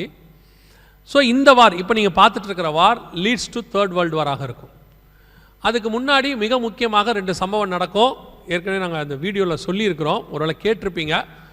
ஒன்று, இந்த யுத்தத்தின் முடிவில் புது வல்லரசு உருவாகும், நியூ சூப்பர் பவர். ஒவ்வொரு உலக யுத்தம் முடியும் போது ஒரு சூப்பர் பவர் வரும். ஃபர்ஸ்ட் வேர்ல்டு வார் முடியும் போது யூகே சூப்பர் பவராக மாறிச்சு. செகண்ட் வேர்ல்டு வார் முடியும் போது அமெரிக்கா சூப்பர் பவராக மாறிச்சு. இன்றைக்கி வரைக்கும் அமெரிக்கா தான் இருக்குது. இப்போ அமெரிக்கா வீழ்ச்சி அடைஞ்சிருச்சு, பொருளாதாரத்திலும் விழுந்துருச்சு. இப்போது மற்ற காரியங்களும் கொஞ்சம் கொஞ்சமாக டவுன் ஆகிட்டே இருக்குது. அமெரிக்காவுடைய கடன் உங்களுக்கு தெரியும்னு நினைக்கிறேன், 33 ட்ரில்லியன் கோடியை தாண்டிடுச்சு. ஸோ அடைக்க முடியாத இடத்துக்கு அமெரிக்கா போயிடுச்சு. ஸோ அமெரிக்காவுடைய வீழ்ச்சி ஸ்டார்ட் ஆகிடுச்சு. இப்போ நீங்கள் பார்ப்பீங்க, பிரிக்ஸ் ஆரம்பிச்சிருக்கிறாங்க. பிரிக்ஸ்னு ஒன்று ஆரம்பிச்சிருக்கிறாங்க. Brazil, Russia, India, China, South Africa, இவங்க எல்லாம் சேர்ந்து ஒரு கரன்சி ஆரம்பித்து இப்போ 22 நாடுகள் அதோடு கூட சேர்ந்துருக்கிறாங்க. இது ஒன்றுத்துக்குமே ஆகாது, நல்லா தெரிஞ்சுக்கொள்ளுங்க. இது சும்மா அப்படி எழும்பி வரும். ஆனால் அடுத்து வரக்கூடிய கரன்சி இவங்க தான், யூரோப்பியன் யூனியன், 3வது வல்லரசாக. ஏன்னா பைபிள் படி 10 கொம்பு உள்ள 7 தலை உள்ள ஒரு மிருகம், ஒரு ராஜ்யம் தான் எழும்பி வரணும். 10 கொம்புனா 10 ராஜா, 7 தலைனா 7 மலை. அந்த வெளிப்படுத்தல் 13 இருக்குது, எல்லாம் நீங்கள் பார்க்கலாம். 10 கொம்புனா இவங்களுடைய ஹெட் குவார்ட்டர்ஸ், 10 நாடுகள் இருக்குது இவங்களுக்கு. அதே மாதிரி இவங்கக்கிட்ட தான் 7 தலை உள்ள நகரம் இருக்குது. இட்டாலி, ரோம், 7 தலை உள்ள நகரம் இருக்குது. ஸோ இவங்க தான் அடுத்து எழும்பி வரணும் பைபிள் கணக்குப்படி. இவங்களுடைய கரன்சி அது டிஜிட்டலாகவும் இருக்கலாம், டிஜிட்டல் கரன்சியாக மாறி யூரோ என்று சொல்லக்கூடிய இவங்க தான். உங்களுக்கு தெரியும் நினைக்கிறேன், இந்த ரஷ்யா உக்ரைன் பிரச்சனைக்கே இவங்க தான் காரணம். மிக முக்கியமான உக்ரைனை நேட்டோக்குள்ளே கொண்டு வந்து உக்ரைனை யூரோப்பியன் யூனியனுக்குள்ளே கொண்டு வரணும்னு இவங்க பண்ணதோடைய விளைவு தான் ரஷ்யா வாரே ஆரம்பிச்சிச்சு. ஸோ இப்போது இவங்க தான் அதுக்கு மிக முக்கியமான காரணமாக இருக்கிறாங்க. இந்த தேர்ட் வேர்ல்டு வார் முடியும் போது இவங்க சூப்பர் பவராக மாறுவாங்க. இவங்க தான் இந்த கவர்மெண்ட்டில் தான், வரப்போகிற யூரோப்பியன் யூனியனில் தான் கடைசியாக வரக்கூடிய ஒரு கிங். அவன்தான் பைபிள் சொல்லக்கூடிய ஆன்டி கிரைஸ்டாக இருப்பான். அதாவது இஸ்ரவேல் ஜனங்களுக்கு எதிராக எழும்பி தேவாலயத்தை தீட்டுப்படுத்தக்கூடியவனாக இருப்பான். இதுதான் யோவேல் 1:6 இருக்கு. வேதம் சொல்லுது, எண்ணி முடியாத ஒரு பலத்த ஜாதி. ஏன்னு கேட்டால் இப்போவே இவங்ககிட்ட 29 நாடு இருக்கு. யூரோப்பியன் யூனியனுக்குள்ள 28 + உக்ரைன் 29, இன்னும் சில நாடுகள் அப்ளை பண்ணியிருக்கிறாங்க. ஸோ இவங்க சேரும்போது ஒரு பெரிய கூட்டம், பலத்த ஜாதி, எல்லாரும் ஒன்றா சேருவாங்க. இதுலேயே பாருங்கள், பிரான்ஸ் இருக்கு. பிரான்ஸ் ஒரு மிகப்பெரியதான இராணுவ காரியங்கள். அதே மாதிரி இட்டாலி இருக்கு. அதே மாதிரி இவங்ககிட்ட வந்துட்டு யூரோப்பியன் யூனியனுக்குள்ள மற்ற நாடுகளும் கலந்துருக்கு. எல்லாம் 29 நாடு இருக்கு. ஸோ இவங்க எல்லாமே சேர்ந்து ஒரு மிகப்பெரிய ஜாதியாக எழும்பும் போது கடைசியாக இதை கண்ட்ரோல் பண்ணக்கூடிய ஒரு ஆள் தான் ஆன்டி கிரைஸ்ட், சூப்பர் பவர். அந்த ஆன்டி கிரைஸ்ட் இஸ்ரவேலுக்கு விரோதமாக எழும்பி வருவான். அந்த கிங்டம் இது நாங்கள் ஒரு ப்ரூஃபோட தனி மெசேஜாகவே இது இருக்குது. ஒரு வேளை பார்க்க விரும்புனா நீங்கள் போய் பார்த்துக்கோங்க, ஆன்லைனில் இருக்குது. ஸோ இதுதான் யூரோப்பியன் யூனியன். அடுத்து வரக்கூடிய யோவேல் 1:6, எண்ணி முடியாத பலத்த ஜாதி எழும்பி வரும் என்று வேதம் சொல்லுது. ஸோ இப்போது இந்த ஒரு கவர்மெண்ட் தான் அடுத்து எழும்பி வர வேண்டியதான ஒரு கவர்மெண்ட். இப்போ இவங்க வந்துட்டு இந்த இஸ்ரேல் ஹமாஸ், அந்த இஸ்ரேல் ரஷ்யா பிரச்சனையில் இப்போ இவங்க நுழைஞ்சிருக்காங்க. இப்போ தான் உள்ளே வந்திருக்கிறாங்க. யூரோப்பியன் யூனியனுக்குள்ளே பெரிய ப்ராப்ளம்ஸ் வர ஆரம்பிச்சிருக்குது. இவங்களுக்குள்ளேயே இப்போது யாருக்கு ஹெல்ப் பண்ணணும், யாருக்கு ஹெல்ப் பண்ணக்கூடாது அப்படிங்கிறதுலாம் வர ஆரம்பிச்சிருக்கு. ஸோ அடுத்த சூப்பர் பவராக இவர்கள் தான் உருவாகி வரணும். வேதத்தின்படி, கணக்கின்படி அடுத்த 10 நாடுகள் கூட்டமைப்பு இதுதான் எழும்பி வரணும். இப்போ அந்த ஜாதி, அதாவது அந்த நாடு ரெடியாக இருக்கிறது, எழும்பி வருவதற்கு ரெடியாக இருக்குது. இவங்க இன்றைக்கி நேரத்தில் ஏறக்குறைய ஒரு 50 வருஷமாக இதுக்கான ஆயத்தத்திலிருந்து 2001 இப்போ ரெடியாகி அடுத்த சூப்பர் பவராக உருவாவதற்கு இவங்க ரெடியாக இருக்கிறாங்க. இந்த காலகட்டத்தில் மிக முக்கியமான ஒரு சம்பவம் நடக்கும் என்று ஆண்டவர் சொல்கிறார். வாசிங்க, நம்ம அதை வாசிட்டு முடிக்கலாம். வாசிங்க, யோவேல் தீர்க்கதரிசன புஸ்தகம் 1ஆம் அதிகாரம் 15வது வசனத்தை வாசிங்க. அந்த நாளி நிமித்தம் ஐயோ, அந்த நாளின் நிமித்தம் ஐயோ, கர்த்தருடைய நாள், கர்த்தருடைய நாள் சமீபமாய் இருக்கிறது, சமீபமாய் இருக்கிறது, அது சங்காரம் போல சர்வ வல்லவரிடத்திலிருந்து வருகிறது. கர்த்தருடைய நாள் சமீபமாய் இருக்கிறது. இது நடந்து கொண்டிருக்கும் போது ஓசியா புஸ்தகத்தில் சொல்லாத ஒரு வார்த்தை, கர்த்தருடைய நாள் சமீபமாய் இருக்கிறது என்று ஓசியா புஸ்தகத்தில் சொல்லாத ஒரு வார்த்தை யோவேல் ஆரம்பிக்குது. 1:15 யோவேல். 2வது வாசிங்க, யோவேல் தீர்க்கதரிசன புஸ்தகம் 2ஆம் அதிகாரம் 1வது வசனத்தை வாசிங்க. சீயோனிலே எக்காளம் ஊதுங்கள், சீயோனிலே எக்காளம் ஊதுங்கள், என் பரிசுத்த பர்வதத்திலே எச்சரிப்பின் சத்தமிடுங்கள், தேசத்தின் குடிகள் எல்லாம் தத்தளிக்க கடவர்கள், ஏனெனில் கர்த்தருடைய நாள் வருகிறது, கர்த்தருடைய நாள் வருகிறது, அது சமீபமாய் இருக்கிறது. 2வது. 3வது வாசிங்க, 2ஆம் அதிகாரம் யோவேல் புஸ்தகம் அவைகளுக்கு 11வது வசனம் வாசிங்க. அவைகளுக்கு முன்னாக 11வது வசனம். கர்த்தர் தமது சேனைக்கு முன் சத்தமிடுவார், அவருடைய பாளையம் மகா பெரிது, அவருடைய வார்த்தையின்படி செய்கிறதற்கு வல்லமை உள்ளது, கர்த்தருடைய நாள் பெரிதும் மகா பயங்கரமாய் இருக்கும், அதை சகிக்கிறவன் யார்? அந்த 2 அதிகாரத்துல 3 தடவை கர்த்தருடைய நாள் சமீபமாய் இருக்கிறது, கர்த்தருடைய நாள் சமீபமாய் இருக்கிறது, கர்த்தருடைய நாள் சமீபமாய் இருக்குதுன்னு சொல்லிக்கிட்டே இருக்கிறார். இதுக்கு முன்னாடி இவ்வளோ விஷயத்தை சொல்லிட்டு வந்த ஆண்டவர் ஓசியா புஸ்தகத்தில் கர்த்தருடைய நாள் வருது அப்படின்னு சொல்லலை.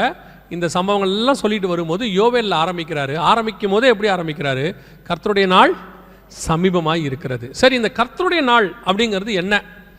கர்த்தருடைய நாள் அப்படிங்கிறத நம்ம எதை சொல்கிறோம்? பொதுவாக நிறைய பேர் கர்த்தருடைய நாளுங்கிறத ரகசிய வருகை, சபை எடுத்துக்கொள்ளப்படுதல் அப்படின்னு சொல்லுவாங்க. வாசிங்க 2 பேதுருவின் புஸ்தகம் 3ஆம் அதிகாரம், 2 பேதுரு புஸ்தகம் 3ஆம் அதிகாரம் 10வது வசனம் வாசிங்க.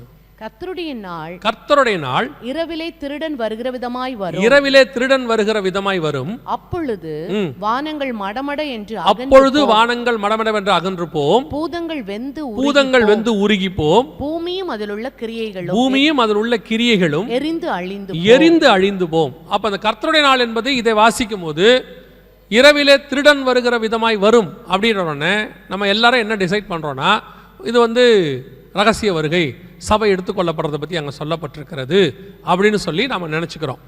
ஆனால் இரவிலே திருடன் வருகிற விதமாய் வரும் அப்படின்னு ஆண்டவர் ரகசிய வருகையை பற்றி சொல்லலை. வாசிங்க வெளிப்படுத்தின விசேஷம் 16ஆம் அதிகாரம், வெளிப்படுத்தின விசேஷம் 16ஆம் அதிகாரம் 15வது வசனத்தை வாசிங்க. இதோ திருடனைப் போல் வருகிறேன், தன் மானம் காணப்படத்தக்கதாக நிர்வாணமாய் நடவாதபடிக்கு விழித்துக் கொண்டு தன் வஸ்திரங்களை காத்துக் கொள்ளுகிறவன் பாக்கியவான். இது எப்ப நடக்கிற சம்பவம்? வெளிப்படுத்தல் 16:15 எப்ப நடக்கிற சம்பவம்னா, அடுத்த வசனம் வாசிங்க. அப்பொழுது எபிரேய பாஷையிலே அர்மெகதோன் எனப்பட்ட இடத்தில் அவர்களை கூட்டி சேர்த்தார். இது அர்மெகதான் யுத்தத்துக்கு முன்னாடி இயேசு வருகிறத பத்தி சொல்லப்பட்டிருக்கு.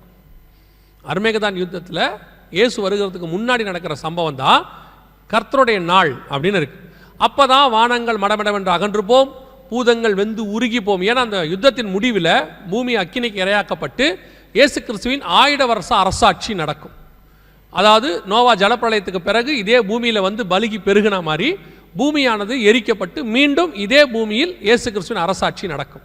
அப்போ இது எல்லாமே எதை பற்றி சொல்லப்பட்டிருக்குன்னா, பகிரங்க வருகையை பற்றி மட்டும்தான் சொல்லப்பட்டிருக்கிறேன். வசனத்தின்படி நான் உங்களுக்கு சொல்லிட்டு இருக்கிறேன். அப்போ இங்கே கர்த்தருடைய நாள் கர்த்தருடைய நாள் கர்த்தருடைய நாள்னு சொல்லும் பொழுது நாம் எல்லாம் இரவிலே திருடன் வருகிற விதமாய் வரும், திருடன் வருகிற விதமாய் வரும்னா ரகசிய வருகையை பற்றி சொல்கிறோம், ரகசிய வருகையை பற்றி சொல்கிறோம் நினச்சிட்டு இருக்கிறோம். ஆனால் இங்கே சொல்லப்பட்டிருக்கிற அத்தனையும் பகிரங்க வருகை குறித்து தான் சொல்லப்பட்டிருக்கிறது. ஏன்னா கர்த்தருடைய நாள் என்பது வெளிப்படுத்தல் 16:15 தான் இருக்கு. 16 அர்மெகதான் யுத்தம். பேதுரு புஸ்தகத்தில் அன்னைக்கு தான் வானங்கள் மடமட அகன்று போகும்னு இருக்கு, எரிந்து போகும்னு இருக்கு. அப்போ இந்த காரியங்கள் எல்லாம் நடக்கும்போது இயேசு கிறிஸ்துவின் பகிரங்க வருகை மிக சமீபம் அப்படின்னு அர்த்தம். அந்த நாள் மிக சமீபம், அர்மெகதான் யுத்தம் மிக சமீபம்.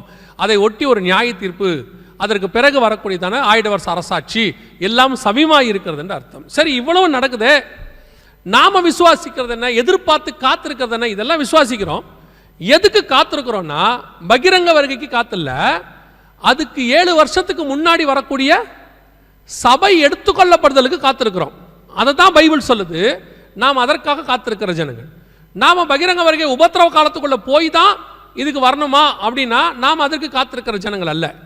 அப்ப இவ்வளவும் தெளிவாக கொடுக்கப்பட்டிருக்க, எங்கேயாவது இந்த ஓசியாவில் இல்லை அடுத்து இந்த யோவேலில் இந்த டைம் லைனில் சபை எடுத்துக்கொள்ளப்படுதலை பற்றியோ இயேசு கிறிஸ்து வந்து சபையை கூட்டிகிட்டு போகிறத பற்றியோ இருக்குதா அப்படின்னும் போது ஆச்சரியப்படுற விதம் என்னென்னா, புதிய ஏற்பாட்டில் சொல்லியிருக்கிறத விட மிக தெளிவாக வெளிப்படையாக ஆண்டவர் இதுக்கு நடுவில் சபை எடுத்துக்கொள்ளப்படுதலை பற்றி சொல்கிறார். வாசிங்க யோவேல் புஸ்தகம் 2ஆம் அதிகாரம், யோவேல் புஸ்தகம் 2ஆம் அதிகாரம் 16வது வசனத்தை வாசிங்க. 16. ஜனத்தை கூட்டுங்கள். நல்லா அந்த வசனத்தை அண்டர்லைன் பண்ணிக்கோங்க, மிக தெளிவாக இருக்கு. ஜனத்தை கூட்டுங்கள், சபையை பரிசுத்தப்படுத்துங்கள், முதியோரை சேருங்கள், பிள்ளைகளையும் பாலுண்கிற குழந்தைகளையும் கூட்டுங்கள், மணவாளன் தன் அறையையும் மணவாட்டி தன் மறைவையும் விட்டு புறப்படுவார்களாக. நல்லா கவனிச்சிங்கன்னா, இதுக்கு முன்னாடியிலிருந்து தானியேல் புஸ்தகத்திலிருந்து மணவாளன் மணவாட்டிங்கிற கான்செப்டே வராது, இங்குமே வராது. மணவாளன் மணவாட்டிங்கிற கான்செப்ட் புதிய ஏற்பாட்டு சபைக்கும் இயேசுக்கும் உள்ளதான தொடர்பு. இஸ்ரவேல் ஜனங்களுக்கும் நியாயப்பிரமாணத்துக்கும் மணவாட்டி மணவாளனுக்கு சம்பந்தமே இல்லை. மணவாளன் மணவாட்டினாலே அது நியூ டெஸ்ட்மென்ட். கொரிந்தியருக்கு எழுதும் போது 2 கொரிந்தியரில் பவுல் தெளிவாக எழுதுறார் 11வது வசனத்தில், உங்களை ஒரே புருஷனுக்கு கற்புள்ள கன்னிகையாக ஒப்படைக்கும்படி. மணவாளன் மணவாட்டியை பற்றி புதிய ஏற்பாட்டில் சொல்லும்போது ஆவியும் மணவாட்டியும் வா என்பார்களாக. மணவாட்டி புதிய அரசியலை பற்றி சொல்லும்பொழுது தன் மணவாளனுக்காக ஆயத்தம் பண்ணப்பட்ட மணவாட்டியை போல. மணவாளன் மணவாட்டி கான்செப்ட் நியூ டெஸ்ட்மென்ட்டுக்குரியது. ஆனால் யோவேல் 1லேருந்து வாசிக்கிட்டே வாங்க, மணவாளன் மணவாட்டிக்கான எந்த ஒரு விஷயமும் இருக்காது. அது வேற ஒரு விஷயத்தை பேசிக்கிட்டே இருக்கும். திடீர்னு நடுவில் 16வது வசனம் மட்டும் அப்படி இருக்கும். மணவாளன் தன் அறையையும் மணவாட்டி தன் மறைவையும் விட்டு புறப்படுவார்களாக. அடுத்து திருப்பி இது 3 முடிஞ்சு இப்படி வந்துருச்சா, அடுத்த அந்த வசனத்தை வாசித்துருங்க. யோவேல் 3:14 வாசிங்க. யோவேல் 3:14.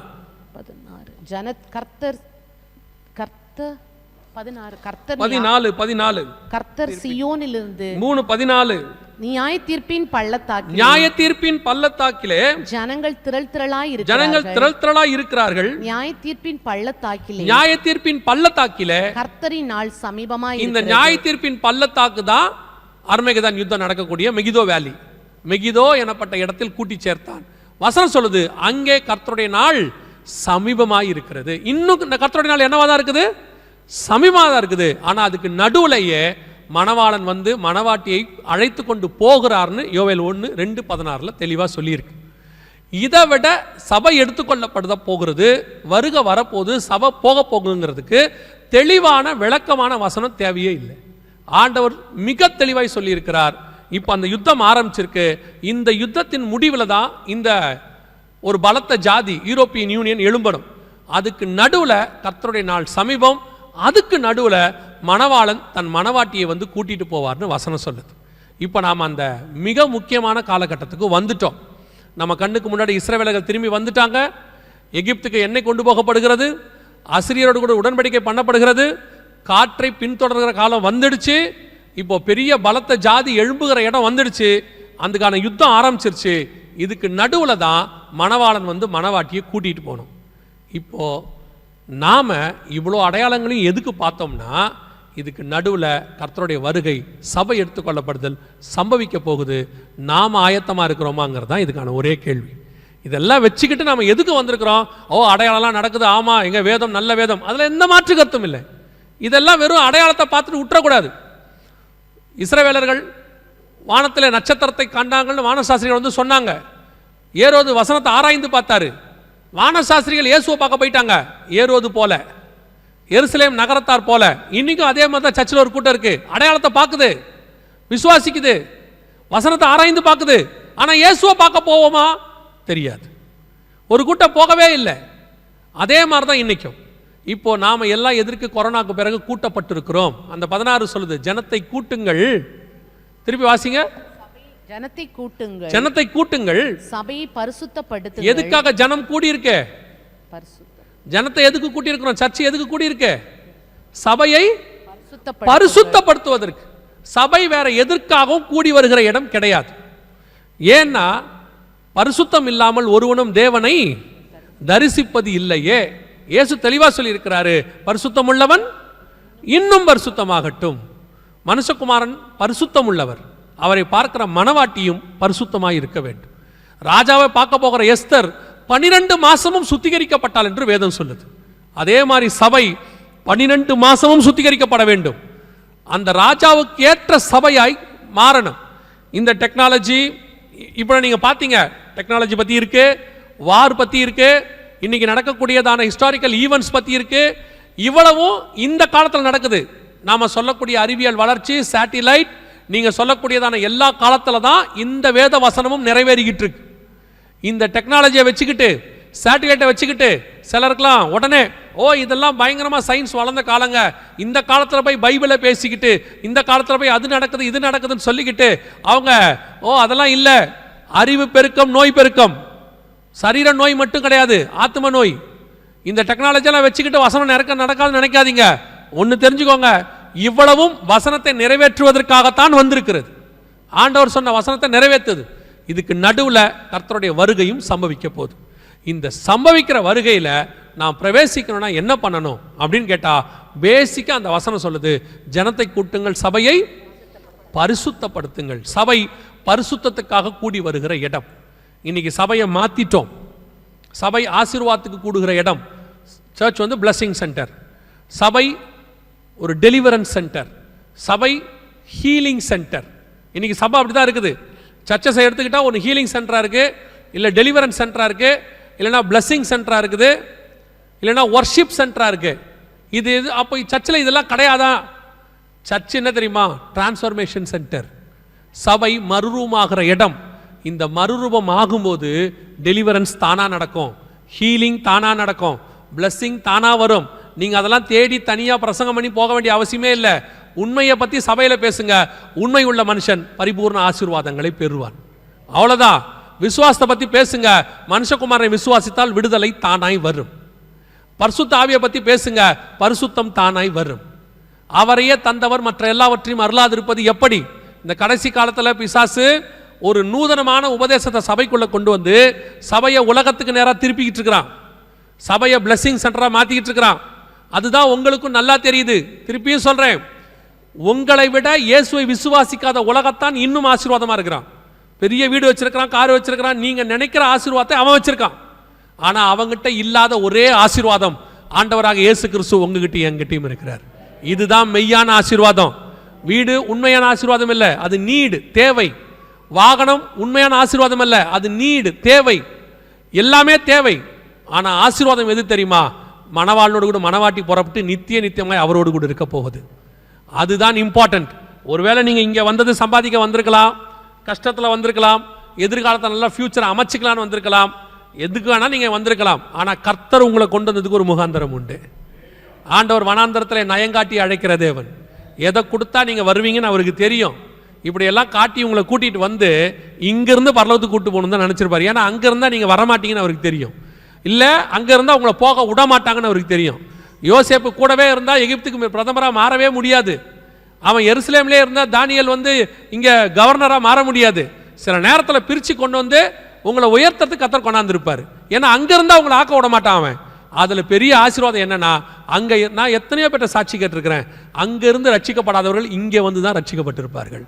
அங்கே இயேசுவை அறியாதவர்கள் இங்கே வந்து இயேசுவை அறிஞ்சிரு. அதுக்கு காரணம் என்ன தெரியுமா? ஒரு சாட்சி சொன்னாங்க, நான் சொல்லிட்டு முடிச்சிடறேன், கரெக்டாக அவர் சொன்ன நேரத்துக்கு முடிச்சிடுறேன், 5 minutes இருக்கு. ஒரு சாட்சி சொன்னாங்க. என்னன்னா, இந்த நிலாவுக்கு 3 பேர் போனாங்கல்ல, நீல் ஆம்ஸ்ட்ராங், யூரிகார்ன் எல்லாம் போனாங்கல்ல, அதில் போயிட்டு வந்த ஒருத்தர் சொன்னாராம்,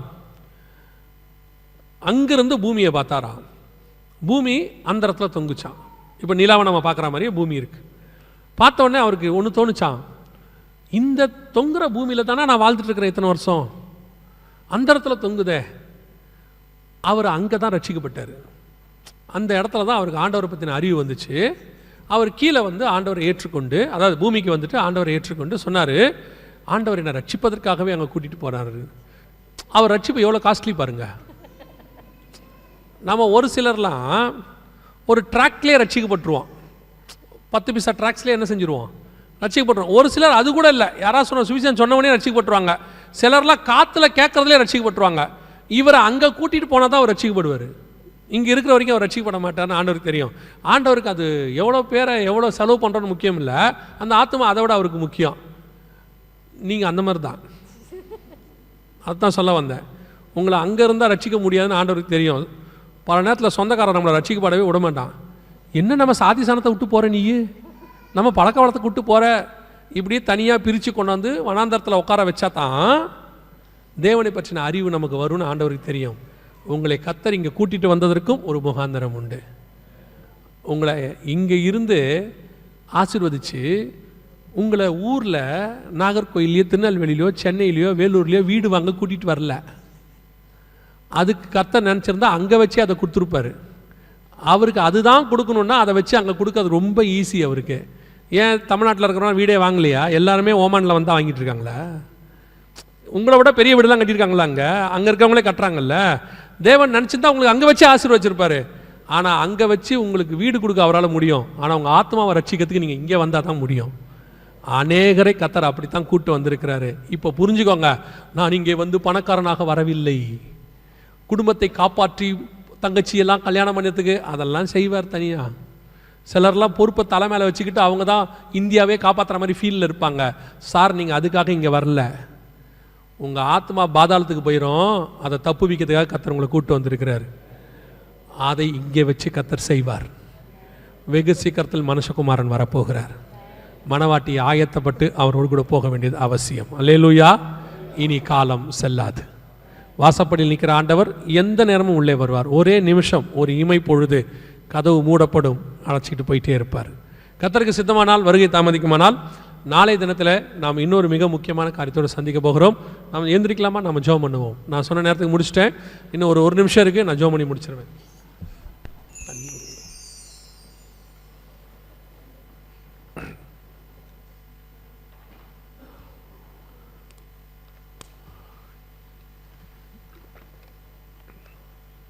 எல்லாம் கண்களை மூடுவோம்.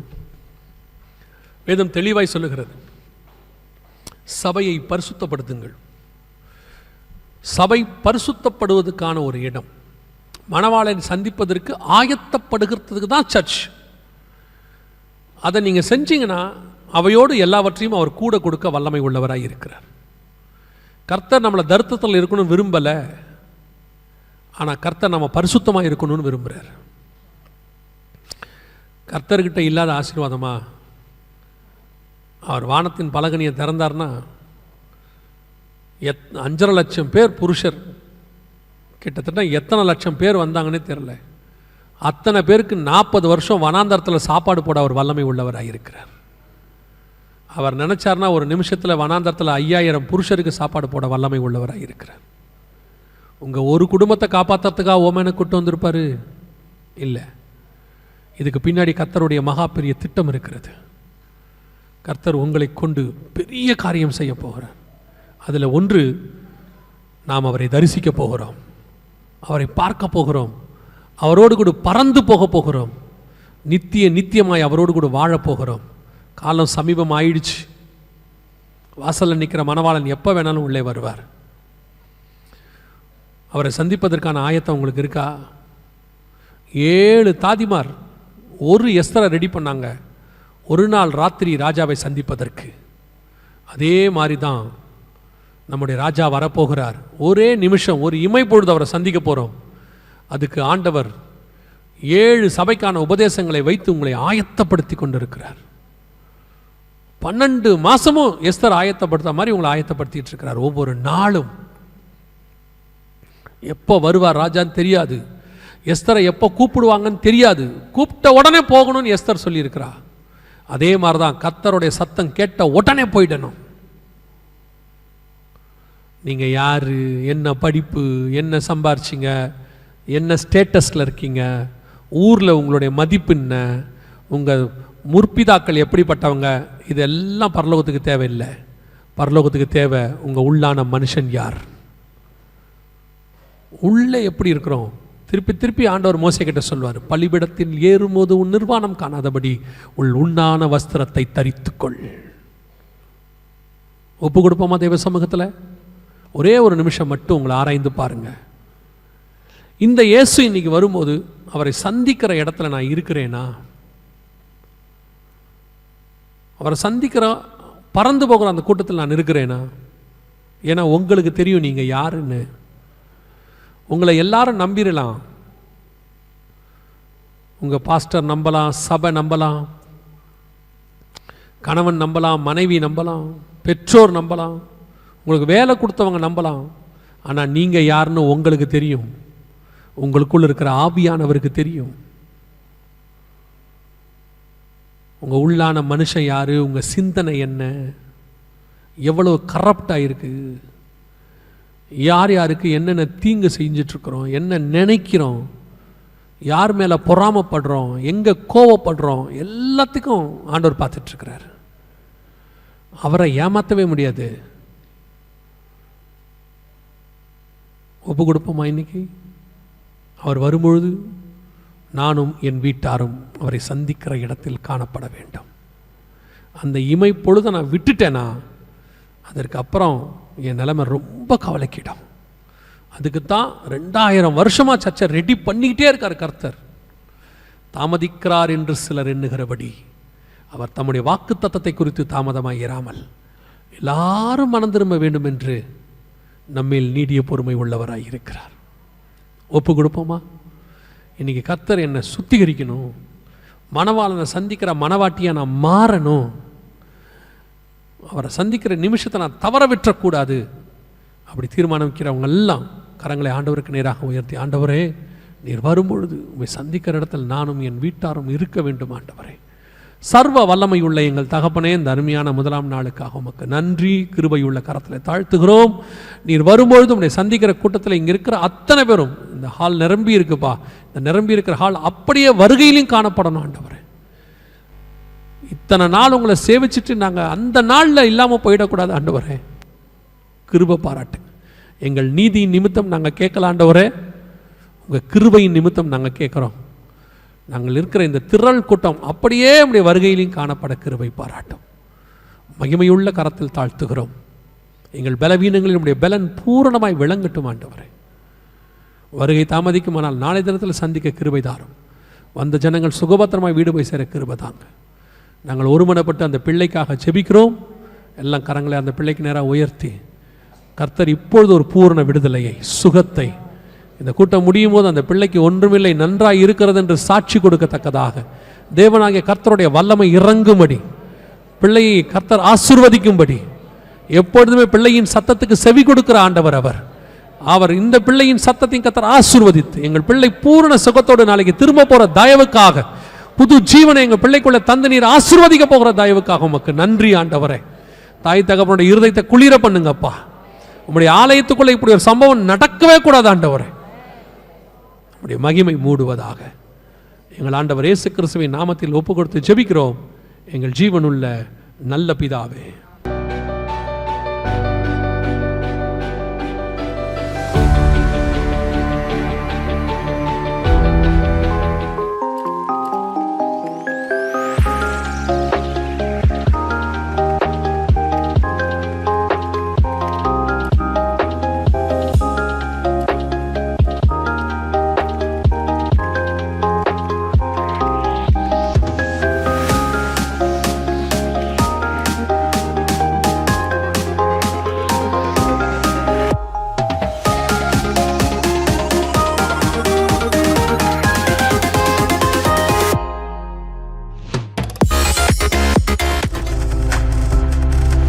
நீங்கள் பார்த்து கொண்டிருப்பது உங்கள் ஜாய் டிவி. உங்கள் துக்கம் சந்தோஷமாய் மாறும்.